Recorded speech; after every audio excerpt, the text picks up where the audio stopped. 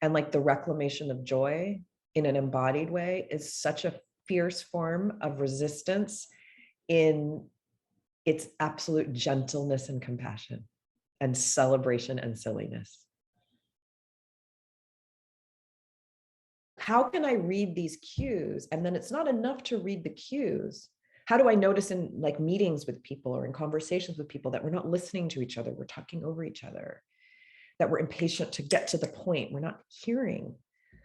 When I notice those things, to like kind of notice them and then appraise, is this like useful? Like, are we in an emergency and we need to, like, someone needs to take charge and say, like, we're doing this. Okay, that makes sense. Or, hey, like, you know what? I need to be hyper vigilant around COVID infection. Like, it is important that I'm like, are they wearing their mask? Are they, you know, that's useful. And not to shame myself for not being always settled or always in this like kind of this nirvana of connection that's supposed to look a certain way, that's what's needed in the moment. It's adaptive. And part of my health is my capacity to adapt.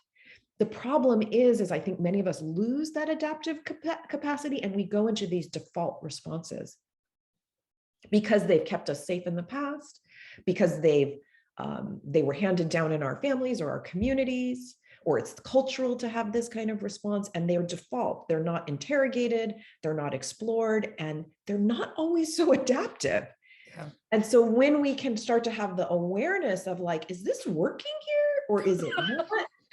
And then there's a choice point opens, right? But yeah. What's the choice point? The choice point is, wow, I'm really over responding. How can I settle myself? And how do I know I'm settling myself? That's the whole resilience toolkit that I've developed, right? Is these questions.